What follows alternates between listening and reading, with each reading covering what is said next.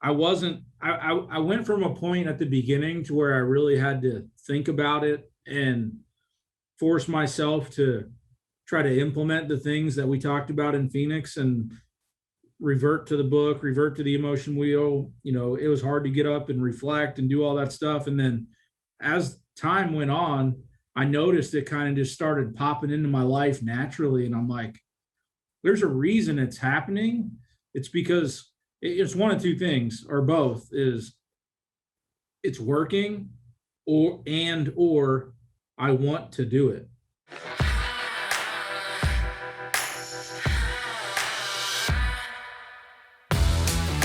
Welcome to the EQ for Entrepreneurs podcast. Like most business owners, you already know you need good business and marketing strategies to scale and be profitable. But at some point, you've hit the dreaded wall where you feel stuck and frustrated. EQ for Entrepreneurs is for business owners and leaders who are honest enough to admit that they just might be the ones holding their business back and are brave enough to change that. We're Noble and Kathy, and every week we're having candid conversations about all things emotional intelligence and how growing that has allowed us to get out of our own way and is radically transforming both our businesses and our personal lives. This is the secret sauce strategy for modern entrepreneurs who are tired of hustling without seeing results and want to grow a business and a life that they love.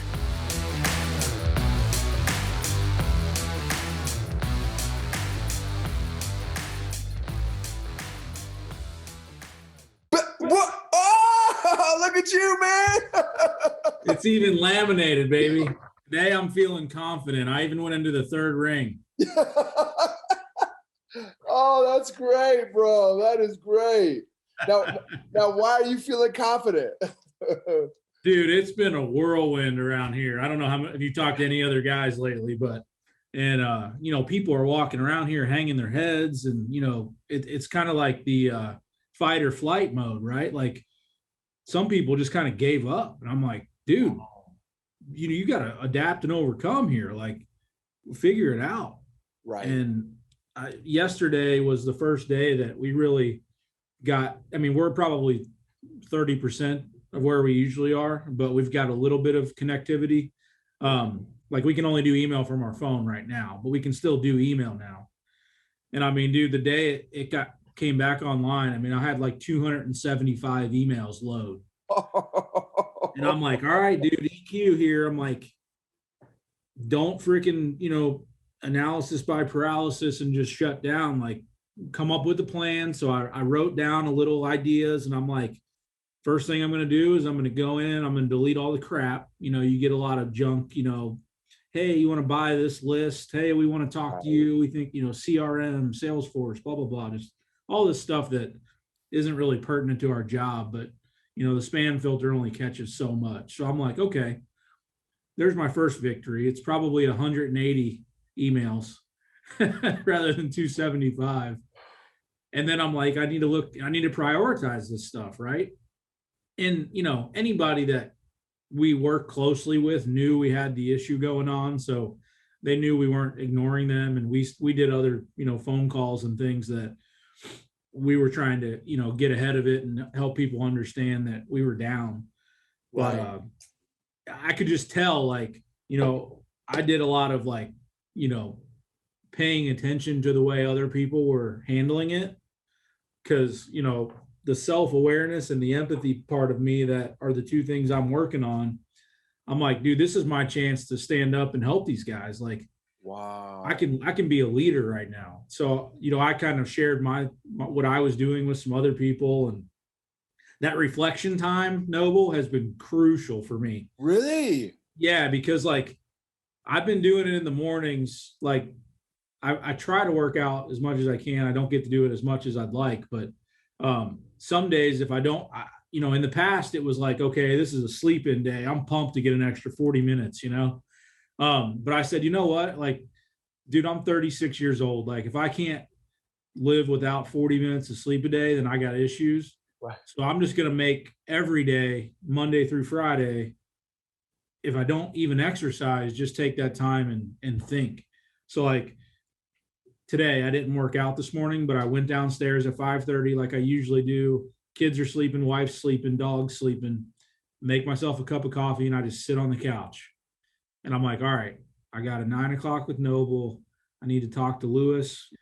I got an 11 o'clock. There's a couple other things I need to do. I want to get a lunch scheduled with the other directors. The four of us are going to go to lunch. Like, and dude, when I walked in this morning, my whole day was set. Wow. And I have been doing that, but it's not been smooth because of the crisis we've had going on here. Like, Sure. because you plan stuff and then you get a curveball and you're like, well, crap, I can't do that today because I don't have this, right? Right. So we've been kind of fighting this guerrilla warfare battle for the last week. Like, dude, we're out of ammo. We got to start throwing rocks, just weird stuff like that. But today I finally felt like I've achieved something, and that confidence has come from being able to adapt and overcome. So like sales are going to start picking up, and I don't know, it's Friday. I'm just in a good mood, man. I'm pumped right now. I'm like really excited. Dude, that is awesome. I can tell, yeah, man. Dude, you are putting that out. Like, I'm feeling you, bro. That is amazing, brother. And then the other thing I was going to tell you, on the empathy side, I feel like I always have had pretty decent empathy for the guys I work with. I feel like my lack in that comes from like political stuff I see on Facebook, or neighbors, or the poor me sob stories you hear on the internet or on the news. But what I did was I'm like, you know what, I'm not going to let that crap bring me down. Like, I'm not a guy that's going to be like, well, if that doesn't affect me, it isn't a problem, because I know it does affect certain people. But like, I've taken that and I've been like, where could I really use this to better myself? And I've done it with my kids, man. And it's been incredible. I mean, my son's 7 and my daughter's 6. So like, I'll give you an example. It's like, how was school? No, it wasn't any good today. Why? Because lunch was bad. And I'm like, time out. Like, your whole day was ruined because lunch was bad. And like, you start digging in and asking those questions to like pull out their emotions, and you get like a full painted picture of their entire day, and you find out, and then they realize that the day really wasn't that bad. Like, my son's like, well, I had PE, which I loved, and we played war ball, and I had 2 recesses instead of 1 because we couldn't do music today. The teacher was sick. We watched a movie in this class. And I'm like, dude, that sounds like a pretty awesome day. I'm like, your lunch wasn't great, but we'll make you a great dinner tonight. But it sounds like all those other things were pretty decent. And he's like, yeah. And, so it's almost like a free test. Yeah. And I'm like, so your day wasn't really that bad, right? And he's like, yeah, Dad, I guess you're right. And I'm like, yes. Wow. So I'm starting to feel it. I told my wife that because like, she always makes fun of me because like, when we try to go on vacations or something, we'll look at places and look at reviews. And I'm like, babe, have you ever gone somewhere and had an awesome time and done a review on it? And she's like, no. I'm like, people that get on there and do that are the negative Nancy's that are like, the food was terrible. We had bed bugs. It was dirty, blah, blah, blah. They're trying to put that out there to share their bad experience with other people, but you don't see a lot of that on the reviews for places because people don't go out of their way. If they had fun, they move on to the next thing. And I think social media is kind of becoming the same thing. Like, you don't see a lot of like, other than maybe like, hey, we had a baby today and pictures of that. Like, and I don't do it either. Like, I don't share my great experiences in life on social media. And like, I've started using it less and less. Right. And I'm like, dude, I'm not going to let that be, where my day goes. I do look at it at night sometimes and check it out and see what my buddies are up to that I don't talk to that much anymore. But I'm like, I control my day and I control my feelings. Like, dude, I'm an EQ superstar. I don't need that crap anymore. It's really made me think about things differently. And, it's changed my life at home with my kids and my wife. And they're just all things you never thought about until you came into our world. And it's awesome. Wow. I mean, I use this book all the time. Like, something will happen to me and I'll pull the book out and I'll be like, there it is, man. It's not something that I scored low in, but I'm sure I could do better. And then you look at, I love the gray bar that lists like the 5 different things, like mindfulness, self-consciousness, self-awareness, reflection. And I'm like, okay, well, I didn't get a perfect score on any of those categories, so I could probably improve everything. there's two I chose that I really want to work on, but why couldn't I become better at something else too along the way? Right. That's right. For sure. So it's pretty cool. And the mood wheel helps. I mean, I've looked at that 1,000 times. It just sits on my desk. And it is funny because like if you just say you're happy, people are like, oh, that's cool. But like if I tell you I'm feeling confident today, you're like, why? Boom. That's exactly right. That's right. So yeah, dude, I'm picking up what you're putting down. I'm in. Bro, holy cow, man. We need to be changing seats here, bro. Look at you, man. Put you on the road, brother. This is awesome. That's right. Get me a YouTube channel. That's right. That's right.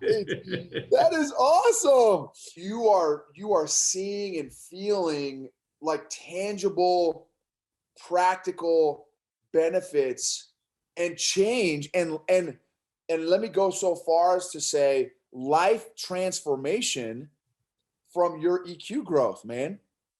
Yeah. Right. And you right. said it personally and professionally. You just rattled off for the last 15 minutes, personal and professional examples of how your EQ growth journey has impacted you. No question. I mean, it's done a lot for me in a short time. And like, I remember when we were in Phoenix, you had mentioned, like, I think the fastest anyone had gone, and even one little subset was like 90 days. And, I think that was in March. So it's been maybe 2 months. And I'm like, dude, I'm living, breathing, sleeping this stuff constantly. And like, I can't get enough. And to be honest, like, that's only two little things. There's, I don't know how many there are total, but it's made me, I don't feel like I've conquered these two. I feel like I've improved in them quite a bit, but I'm like, I need to reread the entire book and maybe pick out a couple more things. Not that I've mastered it, but I feel like I'm getting to the point where I can take on a little more work and expand a few other things that may, nobody can tell the future at all. But if there's something else there that might help me with something I'm doing at work or something I'm doing at home, like my point is I don't feel like this has been too much to swallow at once, because I did what we talked about on one of our last calls and I implemented it. And I've really put a lot of effort into trying to make sure that I make a conscious effort day in and day out to think about those things and do the little improvements you mentioned. And now it's becoming normal to me, right? So like, unless you're going to give me more things to work on today, I feel like I could look at some of those other subsets and say, okay, well, I could take a stab at this and this too, and put those with what I already learned and start compounding on that. Right. Let me see how I'm feeling. This makes me feel very, and I'd have to bust out my emotion wheel, very fulfilled, bro. That's why I'm getting emotional. Just hearing you so impacted. And the thing that's exciting for me is, dude, you're 60 days into this, 90 days into this, you're 2 to 3 months into this. And like, what is the impact of this in 5 years, bro, in your life, in 10 years, to your kids, bro? The impact of you getting emotionally healthier.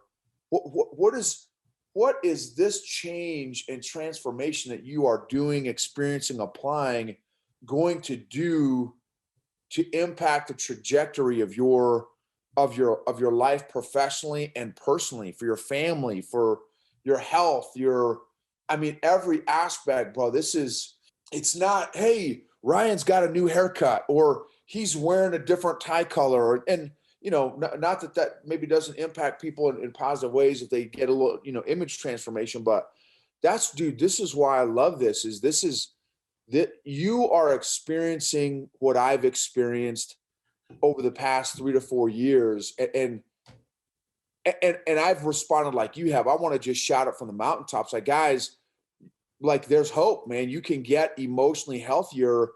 And as warm fuzzy as that sounds, the warm fuzzy impacts us every day. And if you look at this last crisis that you guys have had, where for everyone else on a scale from 1 to 10, it's been a 10 on their emotional impact, and obviously business impact too. So again, not to minimize that, but emotionally, some people have allowed them to take them to an emotional 10 also, which when we allow crisis to take us to an emotional 10, a lot of times there's a lot of toxic fumes and anxiety and stress that comes along with living at a 10 emotionally, right? Especially from a crisis situation. And it sounds like, again, in this example, like you've allowed it, like it's gotten you to maybe a 3 or a 4 versus a 10. And then with that delta, that emotional delta that you had, since it hasn't taken you to a 10, and it's taking you to a 3, let's say a 3. So that extra 7 delta of the bandwidth, dude, you've used it to impact your family. You've used it to impact your coworkers that have been at a 10. Hey guys, all right, let's talk about this. All right, what are some possible solutions, right? And completely reframing the crisis as an opportunity instead of as as an obstacle or as a mountain, right? It's and that, dude, that's, bro, I'm so excited for you, man. I'm so proud of you, dude. And so right now you opened up with a confidence, but overall, how does it make you feel, this transformation that you were experiencing and that you're going through? I mean, dude, how does it feel? It's incredible. I mean, honestly, like the hard part for me to really put that into words is, when we started this, I'm like, I've never really heard of it. So I don't know if I can make myself better at something I don't even know exists. Why wasn't this taught earlier in my life? Why didn't my college subscribe to this? My high school? I mean, I went to a private Catholic college. I went to a private Catholic high school. Like, we were supposed to be getting some of the best education in the country. And then you come into the professional world and you see, I didn't see it until you guys shared it with us, but like some of these big companies, like, really subscribing to this kind of stuff. I told you about my wife and what she does. She works for YPO. They're a global company, young presidents organization. So business owners all over the world. It's not just in the US, they're global.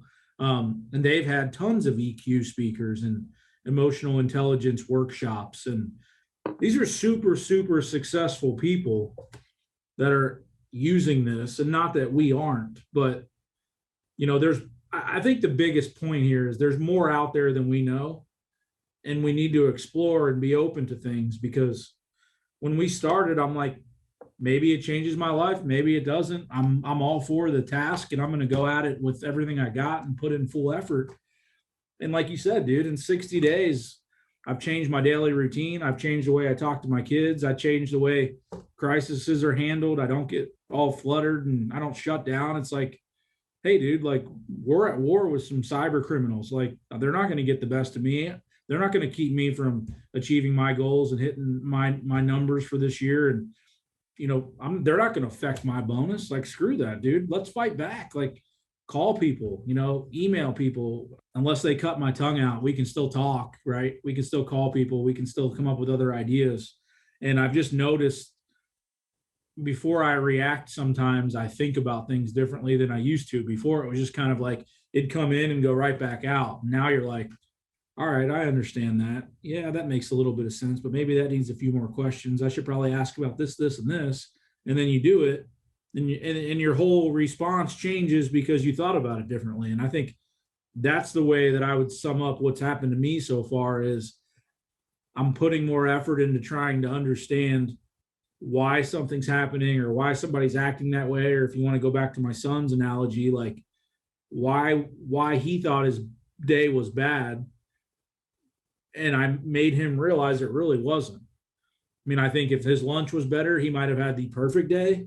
But when you probe and dig in and dive in to ask more questions and try to understand why he thinks that way, you pull out of him that it really wasn't that bad. And then I told him I'd make him what he wanted for dinner. I did that. And I'm like, so how was your day overall at bedtime? And he's like, it was good, Dad. Like, and then he rattled off a couple of things at school and rattled off his good dinner. And I got to have my iPad time. And I'm like, all right. And I didn't say anything because he's 7. I'm like, I'm not going to use this as my little project, but I'm like, it works, now he's going to bed thinking he had a good day when 6 hours ago he said he had a bad day. So 2 things I say on kind of the end of almost every episode on a podcast is unaddressed emotional issues do not get better over time. They actually compound. Number one. The second thing I say is emotionally healthy people help heal other people emotionally. You know, if there was a way, you know, and there's in the military, they have all these, it's called human intelligence. And they've done it with, they've put technology to human intelligence. And they're, you know, I don't know if you saw Zero Dark 30, that movie Zero Dark 30. Yeah. Right. And so they have these, okay, well, who does Ryan know? And okay, Ryan's associated with it, right? So just, it would be neat to see, to lay out your human circle, right? Your social circle, your social capital, and who are all the people that are now getting impacted by your new emotional healthierness. You know what I mean? Being, it's not, you know, because I don't know that we ever arrive at, hey, I'm emotionally healthy. Maybe we do. Maybe there's a point where we, you know, get emotionally healthy, but you're definitely emotionally healthier than when you started. Like me too. Am I emotionally healthy after 4 years? I would say I'm emotionally healthier. But anyway, the point is, how many people, for example, your son in this case, are getting impacted by this new Ryan, this new, you know, and if you would chart that out, and then what's the impact in their lives because of your new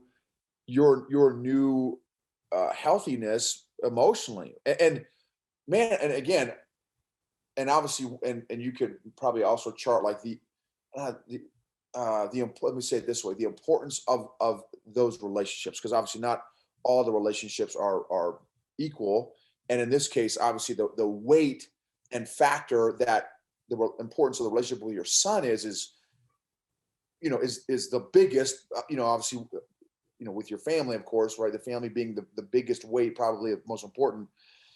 And what, you know, what impact, you know, you continue. So again, drag this out over the course of the, you know, of your son's life, man. Like, dude, like, it's just, this is how big this stuff is. It's, and this is how I feel about my family. It's changed. It's so powerful and impactful and transformational that it impacts family legacies, right? You know, I went from, and again, I love my family. I'm so thankful for my, you know, my extended family, and obviously my immediate family. I brought a lot of them. I learned a lot of emotional dysfunction, and brought a lot of emotional dysfunction from my family of origin, my birth family, which again, I love, I'm very thankful for, into my family, because I was emotionally unhealthy. I was emotionally clueless. And so now that, again, the past 4 years of being very intentional, growing in this stuff, I mean, it's and again, like you just hearing how you are interacting differently with your wife, your children, the impact of that on their lives and their future, like, you know what I mean? It's man, the power of your children not having to go into adulthood carrying a bunch of emotional baggage. Here's another great quote I got from episode 59. I interviewed a guy who's he's does a lot with families and children. He's a homeschool dad, and I think the title is How to Raise an Emotionally Healthy Family. And one of the quotes he said was, if you as the parent don't deal with your emotional issues, your children will. Super powerful. And Yeah.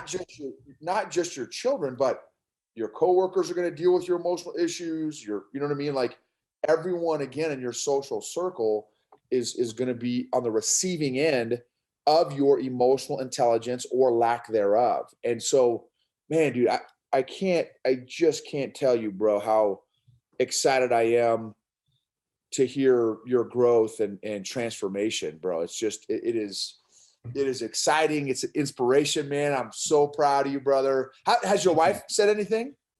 Yeah, I mean, she notices. I mean, I've told her all about it. Like when I got back from Phoenix, I showed her the booklet and the scores and was trying to explain it. I mean, that's when we got into her talking about the speakers that they've had. And, she's like, what is it really about? And, I'm like, it's hard to explain, but, here's my scores. And so I kind of shared my game plan with her. And these are the two things I'm working on. And like, it's not just for work, like it makes you a better human being. And obviously the kid examples prove that, but I think there's been improvement on me as a human, whether it's director of international sales, dad, baseball coach, whatever it is that I'm involved in, even golf, dude. Like I'm a golfer, and golf is a seriously emotional sport because, for one, it's a individual sport. So like when something goes wrong, I played baseball and football growing up, and like sometimes a bad play, you're like, dude, you missed the block. I just got blindsided, right? And you're mad at the tackle. But in golf, it's like you hit a bad shot, like there's nobody to blame, So like, I mean, I play golf almost every weekend. I do it quite a bit, and it hasn't changed my golf game, but it's changed. It's kind of the rubber band theory. Like I used to really dwell on, dude, I hit a bad shot three holes ago. Like if I didn't do that, what would my score be? And now I'm like, well, you're not going to change it, man. Like think about how you can impact the future. What mistake did you maybe make that, caused that shot to go that way? Or were you so mad about the previous shot that you hit another bad shot? Like just let it go. And it's interesting because like I've watched a lot of golf stuff growing up, and like Tiger Woods was my, one of my heroes. And that's what they always said about him. Like he had that mental acuity that no one else had. And like on Sundays in tournaments, you could just see it in his eyes. Like he wouldn't talk to anybody. He just walked down the fairway up to the next shot, like blocks everything out, and he goes out and crushes people. I mean, I don't know the stat off the top of my head, but it's something like when he had the lead going into Sunday's round, he was like 125-1 or something, like just ridiculous close rate on, I'm winning this thing. Nothing's going to stop me. And, you can apply that to life quite a bit, but I've noticed that even then, just I'm becoming stronger emotionally, that I'm not letting, those things bother me. And I don't know if it was Ben Hogan or somebody famous from back in like the early 1900s that said, golf is a game that's played on a 3-inch course between the years. And it's true, dude. Cause like, if you get in your own head, you're screwed. You will not have a good round. You will not play good. And then, it affects the people you play with too. And then like, they don't want to play with you, or like that guy's a hothead. He threw his clubs in the lake. Like, he's crazy. And I'm like, all right, I'm going to apply some EQ to golf here. And, I'm out here to have fun. Why would I not have fun? Right. And of course you always want to do better, but like, I've just thought about it more. So I think the word I would use is just overall improvement. I'm more cognizant of it in my daily routine. And there are times still that I do something and I'm like, probably should have looked at the book before I responded, or, you still get angry, mad, irritated, but those are all part of the wheel, right? If those weren't on there, there's a reason they're on that wheel. It's because they still exist, and we're all human and we have good days and bad days. But the biggest thing for me has been that reflection time, because I feel like when I walk into work, which is what I do 5 days a week, as opposed to being at home with my family too, I'm ready to tackle the day. I'm organized. I'm a cleric melancholy, so I like that organization. I like that, outline of what I need to accomplish. And it's crazy, man. It's been wildly helpful just being more organized and being more cognizant of what I've got going on. And I think I have improved as a person, and I know I could improve more, but like, that's partially the hard thing for me has been, I haven't been able to go to the UK in over a year. And I'm like, dude, I want to go try some of my skills out on some customers. Like, I want to give it a go. So it's exciting. I've had fun with it. Dude, Ryan, man. Wow. Amazing. I am so excited, dude. I am so excited. It's Oh cool. my goodness, bro. That is so powerful. And I love it that you apply, you're even applying it to golf. Cause what I would argue is that because if golf is for you what jujitsu is for me, Yeah, exactly. right? It for me, dude, it's not like, oh, hey, it's a fun little hobby. Dude, for me, it's therapy, bro. Like Yeah. it's way more than just like, oh, hey, I love the whatever, the competition or the workout, or it's for me, it's mental, emotional, physical therapy. And for you to again be so intentional to apply it to golf, because I think any sport, I wrote that quote down, man. Any sport, I think that is the deal. Like that is such a powerful quote. Golf is a game played on a 3-inch course. Every sport is that. Jiu-jitsu is a sport where it played on a 3-inch mat, so to speak. Because dude, and this was me, right? I was that guy that would zing the golf club across the court. Like that was me. You know what I mean? Snap some, that was totally me. And like you said, dude, like it or not, that impacts performance.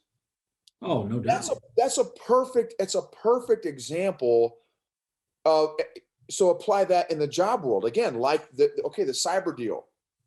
Don't tell me that when for those maybe peers or colleagues that allowed themselves to go to a 10 to break the golf club, right, to throw the golf, don't tell me that didn't impact their performance.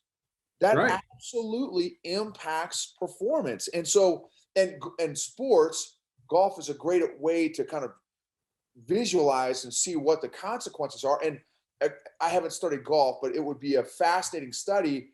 As soon as you see a golfer, whatever the hole is, right? Hole 3, hole 9, hole 12, whenever you see them hit their 10, it would be a fascinating study from an emotional perspective to see how their golf game drops.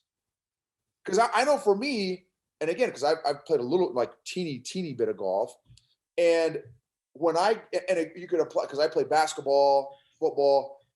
Let's do basketball. When I redlined my emotional redline at a 10, and I got pissed regardless of the quarter, I guarantee there was a drop in my shot percentage. Guarantee it. Yeah. And so to think to fool ourselves like, hey man, this stuff doesn't affect us, doesn't impact us. Again, you're it's a reflection of EQ, right? If you're not willing to self-aware enough to look at that, or willing to look at that, that's such a great, and dude, not just that, bro, but I think golf, again, jiu-jitsu, whatever your sport is, your flavor is of sports, that is an excellent training ground for emotional intelligence. Yeah. So not just if, but when maybe you shank a shot. All right, here's my test. You know what I mean? Can I maintain control over my emotions? Now, again, like you said, okay, not, because this is the other thing I used to do. One of my emotional issues, I would ignore my unpleasant emotions as a coping mechanism because I didn't have self-awareness.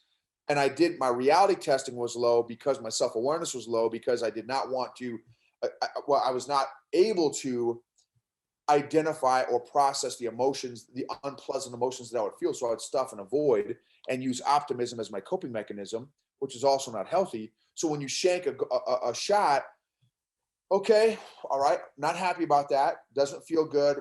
Wish I hadn't done that. Allow yourself to feel it for 5 seconds, 10 seconds, 15 seconds. Yep, a little upsetting, but I'm going to make it up. Okay, got it. Let me see how that feels. Frustrated, upset, and then boom. Now you move on. Okay, okay, I'm in the woods a little bit. We got this still. And then, right, and now, again, what would have normally maybe taken you emotionally to a 10 now takes you to a 2 or 3. and that's manageable. That's right. It has less impact on your game, on your life, on your job when you could do, because I used to dude, if you were to plot my emotional graph, emotional deal on a graph, I'd look like an EKG monitor, bro. You know what I mean? Up, I'm down, I'm up, I'm down, angry, happy, crying, angry, and dude, that's brutal, man. It's brutal to live like that. You know what I mean? Yeah. Well, and that was kind of the proof for me that it was working and having an impact. Was I went from a point at the beginning to where I really had to think about it and force myself to try to implement the things that we talked about in Phoenix and revert to the book, revert to the emotion wheel. It was hard to get up and reflect and do all that stuff. And then as time went on, I noticed it kind of just started popping into my life naturally. And I'm like, there's a reason it's happening. It's because it's one of two things, or both, is it's working or I want to do it. And I think both of those things are true in my case, but I think the second part is the more important one, because I do realize it's made me a better person. It's made me a better dad, employee, blah, blah, blah. And, like, I've always joked that, like, I'm here to make money. That's why I work, and that's why I bust my tail, and I want to be super successful. So if there was something that could help me achieve that goal faster, I would be all in on taking advantage of it. And after I learned about what this is and how it works, and, because it isn't something you just read this booklet once and you're like, got it, I need to be more self-aware. Okay. Like, you got to work at it. And these sessions help. The mood wheel helps. Just there are days I try to come into the office before 8 o'clock and have my little time, and I'll just put some music on and just kind of chill and get ready for the day. My day's already outlined and know what I have to do. And I'll just like read a little snippet in here. And I'm like, cool. Something I didn't really think about, or something I could maybe try to apply today. But in the past, I wouldn't have done that, because you have to want to improve, right? You can't, if you were a guy that, let's say maybe you, not to downplay it, but had a job where it was very robotic, you did the same thing every day and there wasn't much you could do to really make it something go any faster, right? Maybe if you worked on an assembly line, and when that thing came to you, you did what you were supposed to do, and then it went, and the next one comes, and then it goes. You can't really do anything to make more of that part, right? Because you can only have impact on that part when it's in front of you. You do what you need to do, and then the next one shows up. But in our world, in sales, one, we can influence people that work for us. Two, we can influence the customer and the distributors that don't necessarily work for us, but work with us. And you can impact people to make your entire, web, or whatever you want to call it, better. And I think that's the cool thing of being a leader, being a salesperson, and being, somebody that's in a job where you are responsible to manage people. You are responsible to persuade, if you will. Maybe that's not the right word, but that's kind of what sales is. I've got to get you to understand why my product's better than what you already have. And when you think about it in that scenario, using something like this to really improve yourself is going to benefit you personally in ways that are going to make you more successful, hopefully make you more money, climb the ladder, do all those things. And that's where, once I understood that part, I'm like, dude, this is cool, because other than what I've tried to do on my own, I've never had anybody or anything there for me that was going to make me more successful, with a bunch of effort. Because I guess the only other thing that would be there would be having a good mentor, right? Which, I work for Scott, and he's been a big part of that. But there are days when, I don't even talk to him, right? He may be busy doing his thing, I'm doing my thing, and we don't even cross paths. Or if I'm in the UK, 2 weeks go by and I don't see him, right? So being able to be independent in that scenario and know what you need to work on or have a playbook to go look at it. I was a quarterback earlier in my life, right? So I'm all about the playbook. I'm like, dude, unless we're running 2-minute drill and we've got like 20 plays that I know we're going to run, I need to know what we're doing here, right? I don't just go get under center and play like backyard football. Like, hey, dude, run deep, I'll hit you. It doesn't work that way in real football. Like the defense has a play they're running, and we need to have a play that we're running, and hopefully it works out. So, and I think that's the melancholy part of me. I like to have things detailed. I'm OCD. Like, tell me what's going on, right? So it's really neat to me that it has impacted me, and I have been conscious of it. And I've really done a good job, in my opinion, implementing it. But I haven't really changed what I've done. I've just kind of tweaked it to be a little better and added things here or there. And I don't know. I'm sold, man. If there were, if you needed a spokesperson for what it's done for somebody, I'd be willing to help, because I don't know if I still have that card. You kind of said, like, what was the first thing you thought when Scott told us we were doing this course? And one of the words I wrote down was unsure. And that's my personality. I just didn't know anything about it. So I'm like, maybe it helps, maybe it doesn't, but I was willing to give it a try. Right. Yeah, it's been cool, man. And the other thing I've been doing is like those connection questions, like connect before you pull, you mentioned. Yep.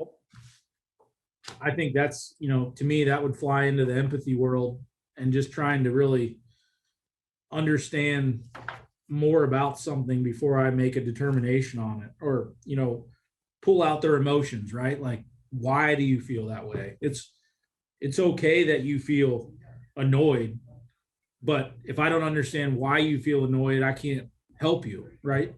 Right. So you just think about things differently. I feel like I'm repeating myself a little bit, but you just pay more attention to the way people operate and the things they say.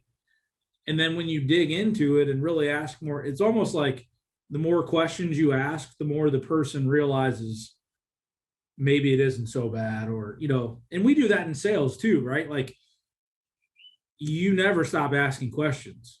Like, you start out, you ask a bunch of questions, and then you shut up and you let them talk, right?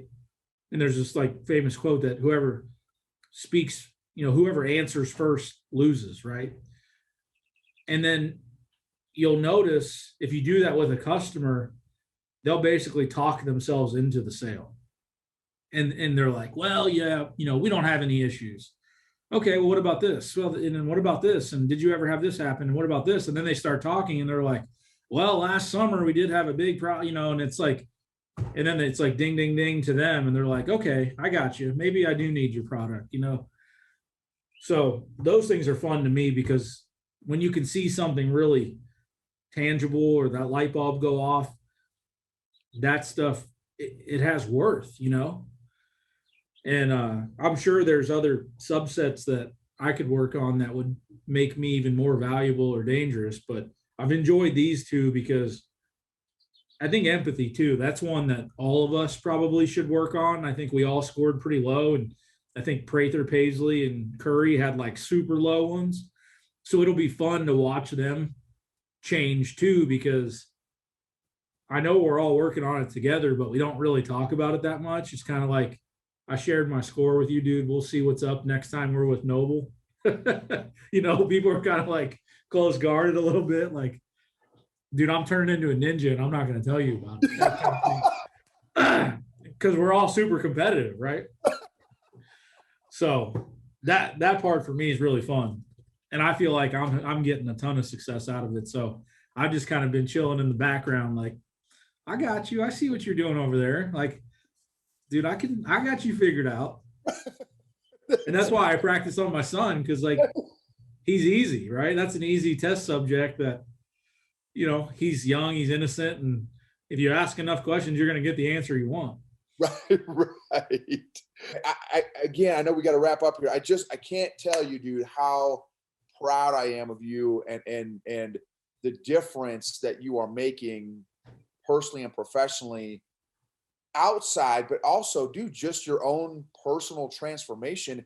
It just, I feel like, dude, it is impact, like your demeanor, your energy, your vibe, your presence, your thought process, like it has impacted, dude, every area, man. And that's inspiring, Ryan. I'm so proud of you, brother. And man, it's super exciting for me. And you know, Proverbs 27:17 is iron sharpens iron. So one man sharpens another. You know, I feel it, right? Your change and transformation is inspiring me to continue my journey. You know, again, that secondhand smoke of positivity, of your own growth, right? The emotionally healthy people help heal other people emotionally. It is just so awesome to have a front row seat to your own change and growth.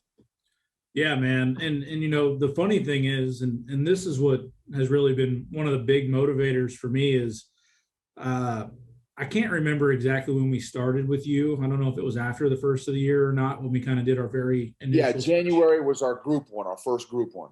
Okay. So you know, prior to that, Scott had asked us to kind of write down some of our goals for 2021. And I mean, we were in a pandemic and things were crazy here at work. And, you know, everybody kind of got on Marco Polo and shared like a little 2-minute clip of, I want to lose weight. I want to quit smoking. You know, I need to drink less, whatever. You know, I'm not saying any of those were mine, but whatever somebody wanted to improve upon. And we just shot those out to the group. And it was like, we were being transparent with our, you know, those are our boys, right? Like the 9 of us are like, you know, we're like brothers. We bicker, we fight, we make fun of each other. We have a good time together. We do all, like, that's our clique, right? Those are our dudes.